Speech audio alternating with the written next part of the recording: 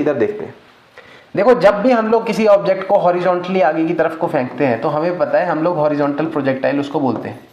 Horizontal projectile जो है हमारे पास, इसमें ऑब्जेक्ट आगे तो जाता ही है, हॉरिजॉन्टल मोशन के साथ साथ एक वर्टिकल मोशन भी करता है खुद से। जैसे एक क्लिफ के थ्रू मान लो मैंने किसी एक ऑब्जेक्ट को यहाँ से फेंका तो ओवर द टाइम खुद ही नीचे नीचे आता रहेगा।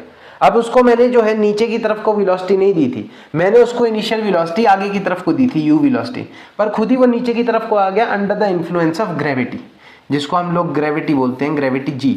एक्सेलरेशन ड्यू टू ग्रेविटी उस पर लगी नीचे की तरफ को, जिसने उसको कंटिन्यूअसली नीचे की तरफ को खींचा और जिसकी वजह से वो नीचे नीचे आता रहा। अब ये तो देखने वाली बात है कि मैंने जो इसको वेलोसिटी दी थी वो सिर्फ हॉरिजॉन्टल डायरेक्शन में दी थी, वर्टिकल डायरेक्शन में नहीं दी थी, इसलिए मेरे पास जो y इसका वर्टिकल कंपोनेंट है वेलोसिटी का वो मेरे पास कितना हो जाएगा, 0 हो जाएगा। अब मान लो इन बिटवीन द पाथ, जब भी कोई ऑब्जेक्ट कर्वी मोशन को फॉलो करता है तो उसका अगर पाथ के बीच में वेलोसिटी निकालनी हो तो it will be a tangent, और टेंजेंट दो हिस्सों में टूट जाता है, एक आपके पास हॉरिजॉन्टल कंपोनेंट cos थीटा, एक हमारे पास vertical component that is sin theta. अब हम लोगों ने ये देखना है कि इसमें आपके पास ये कौन कौन से फैक्टरों के ऊपर डिपेंडेंट होता है।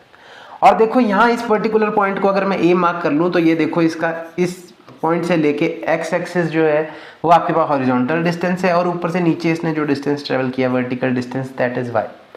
अब हमने देखना है कि इसके थ्रू हमारे को कैसे पता चलता है कि इस जो मोशन है इसका ग्राफ किस तरीके का बनेगा।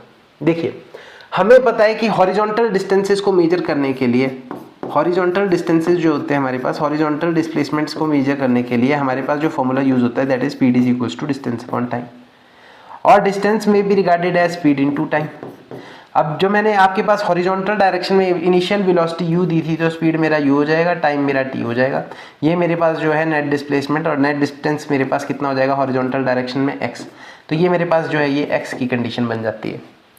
और सिमिलरली अगर इसी टाइप ऑफ क्वेश्चन में मैं थोड़ा सा और चेंज कर दूं तो मेरे पास यहाँ पे मैं अगर वर्टिकल पोजीशनिंग पे देखूं तो s is equal to ut plus half gt square भी लगाया जा सकता है इक्वेशन ऑफ मोशन, क्योंकि वर्टिकल डिस्टेंसेज है तो उसमें आपके पास इक्वेशन ऑफ मोशन यूज होंगे, उसमें speed is equal to distance upon time वाला फॉर्मूला यूज नहीं होगा।